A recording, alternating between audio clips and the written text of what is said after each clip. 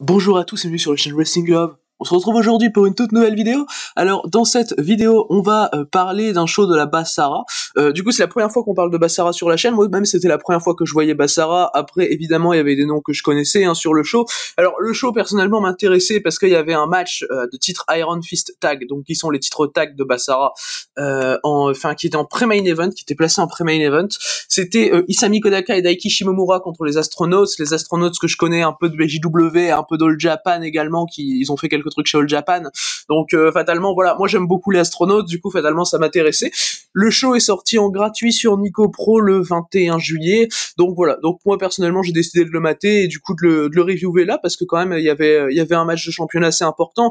Il y avait aussi dans le show la finale du Even Summit Itadaki 2021. Alors j'ai demandé et le Even Summit Itadaki 2021 c'est un tournoi en round robin avec qui va après il y a des demi et après il y a du coup la finale qui était présente en main event de show qui était Minoru Fujita contre Sagat. Du coup le tournoi en round robin, le Even Summit Itadaki pardon, donne probablement, ça je me suis pas renseigné là-dessus pour le coup mais bon ça me paraît assez évident, donnerait une chance je pense au titre Union Pro Max de Basara, détenu actuellement par Takumi Tsukamoto, qui défendait pas son titre d'ailleurs sur le show. Du coup on va commencer à rentrer dans le vif du sujet avec la review donc de ce show Basara 162 Oshiai no Sora.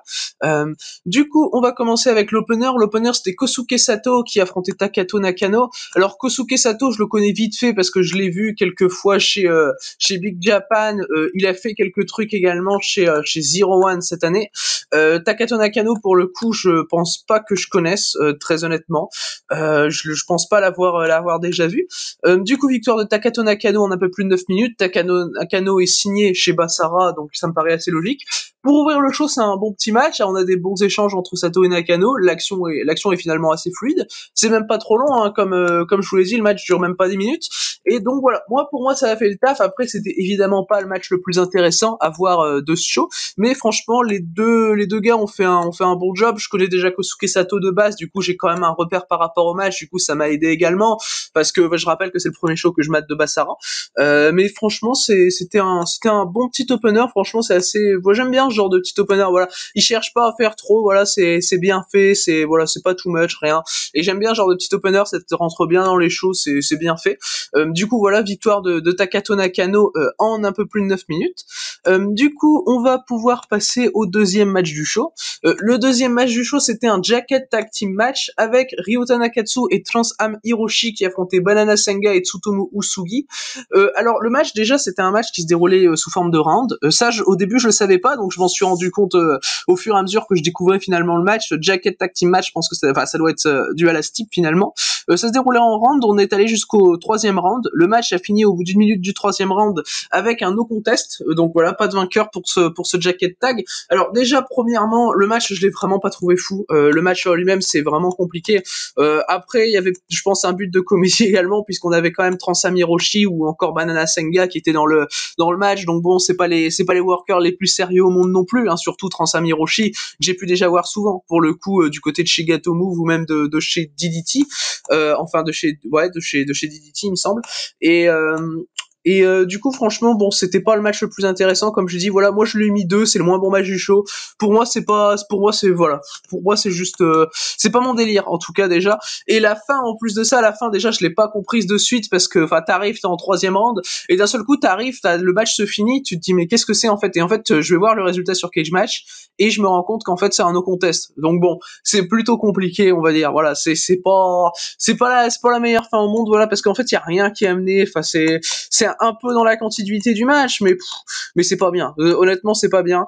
Du coup, voilà, no contest pour ce deuxième match du show qui est pas à rattraper. Et vous inquiétez pas, c'est le seul match qui est comme ça. Le reste est bien quali. De toute façon, l'opener est bien quali et ce qui arrive après ce Jacket Tag Team match est bien quali.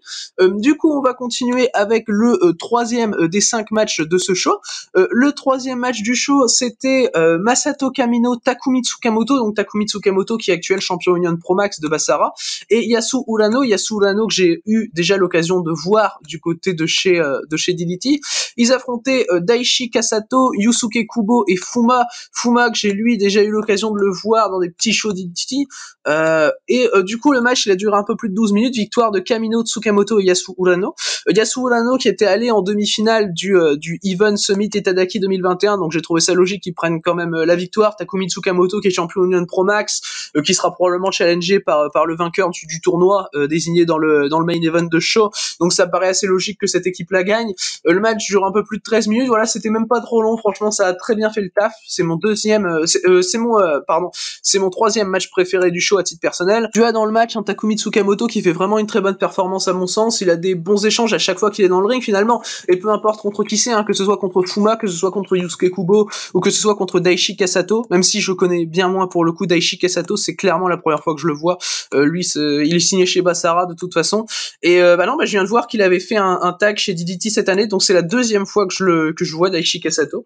Mais bon voilà, c'est pas le mec que je connais le plus, hein, en tout cas. Franchement c'est un bon six man où ça tourne bien, où franchement il y a pas de mésentente, ça reste du bon tag, ça fait très bien le taf. Voilà, j'étais pas loin du 3,5 personnellement, parce que sur 13 minutes je trouve quand même que les mecs ont fait un très bon taf.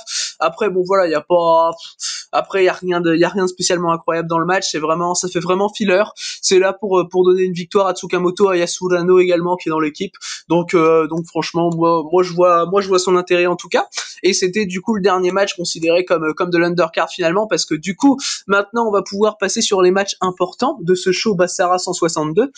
Les matchs importants donc ils sont deux. On va commencer avec le match de titre, donc le match de championnat Iron Fist Tag Team, qui est le match qui m'a surtout fait regarder le show, hein, très honnêtement, ce show Basara, puisqu'on avait Daiki Shimomura et Isami Kodaka, donc l'équipe qui est connue sous le nom de Sento Minzoku, qui défendaient les titres Iron Fist Tag qu'ils avaient récupérés en janvier dernier au show anniversaire de Basara, contre les Astronauts, donc Fuminori Abe et Takuya Nomura, qui sont une équipe plus régulière du côté de chez BJW, qui ont fait un peu de All Japan cette année. En début d'année, c'est ce qui m'avait fait découvrir les Astronauts. C'est genre le premier match des Astronauts que j'ai vu, je leur ai mis 4,25. C'était contre Iwamoto et Ikuto Hidaka chez All Japan. Donc bon, ça pose un peu le truc. Alors le match évidemment était très bon, hein. Moi personnellement, c'est mon match préféré du show, un très bon match de titre. Isami Kodaka et Shimomura, je trouve qu'ils ont un très bon teamwork, qu'ils arrivent même à se servir finalement d'Abe et Nomura pour améliorer leur teamwork, pour faire quelques combinaisons, notamment des tornado DDT avec l'aide du coéquipier. Enfin franchement, j'ai trouvé ça vraiment bien. En tout cas, tu sens vraiment que les mecs bossent bien en tag. Je sais pas ça fait combien de temps qu'ils sont en tag ensemble, mais je viens de voir, c'est depuis 2018. Bah franchement, on dirait que c'est une vraie tag depuis 2018, mais franchement tu sens vraiment les mecs s'entendent super bien dans le ring. Ils ont de la très bonne offense, c'est les Astronauts, c'est les Astronauts quoi, donc fatalement c'est excellent, hein, les Astronauts. Moi personnellement j'ai mis 3,5 au match. Bon, je sais que ça aurait pu être mieux, hein, très honnêtement, j'étais quand même pas loin du 3,75. Je sais que le match aurait pu être mieux finalement, enfin si on était plus parti dans le slugfest assez tôt, enfin si Nomura avait fait ce qu'il fait par exemple dans le match chez Glate diffusé sur YouTube contre Yuizuka, enfin s'il avait fait des trucs comme ça. Mais bon, après on n'est pas du Loup-Lef non plus, donc on va pas exagérer. Mais voilà, moi je suis très satisfait par ce que j'ai eu, hein. Voilà, j'ai mis 3,5 comme j'ai dit. Les Astronauts donc prennent les titres, donc on a le droit à un changement de titre Iron Fist Tag. Bon, personnellement, je suis pas les programmes Basara, hein, personnellement, comme j'ai dit, voilà, je rappelle, c'est mon premier show Basara, mais donc je sais pas s'il y a une réelle logique à ça, je sais pas ce qui a amené finalement au fait que les Astronautes soient ceux qui détrônent Kodaka et Shimomura, mais en tant que assez fan des Astronautes, de ce que j'ai vu, franchement, moi je suis très content pour les Astronautes.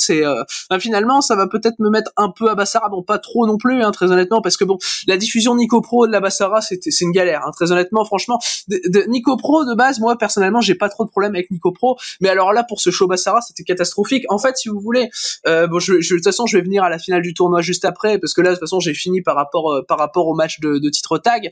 Mais en fait, si vous voulez, on avait les 4 premiers matchs du show qui étaient diffusés sur Nico Pro.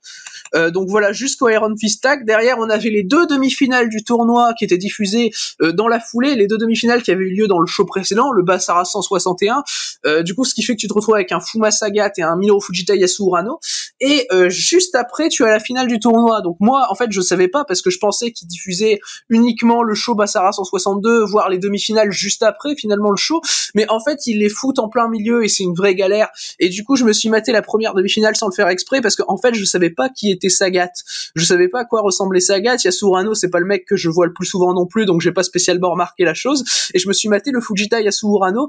et je me suis rendu compte que en fait non, c'était une demi-finale. Du coup après je suis directement allé sur le Minoru Fujita Sagat, j'ai pas regardé la deuxième demi-finale très honnêtement, mais enfin c'était une galère en termes d'ordre de diffusion, tout ça. Basara, c'est pas ce qui me donne le plus envie de regarder en termes de diffusion honnêtement, mais franchement il y a eu des trucs très cool dans le show, donc je regarderai je pense les matchs où on aura des matchs de titre Iron Fist Tag finalement avec les astronautes, mais du coup voilà, on va pouvoir passer du coup au main event de ce show Basara 162 Oshi Ainosora.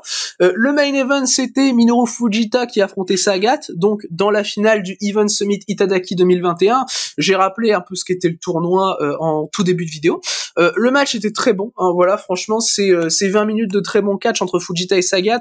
Fujita personnellement, je trouve qu'il fait une très bonne performance. Franchement c'est assez rare pour le signaler. Fujita, c'est pas un très mauvais worker à mon sens, mais c'est pas non plus ouf, hein, voilà. Mais là franchement je trouve qu'il fait une très bonne performance contre Sagat, je l'ai trouvé assez intéressant.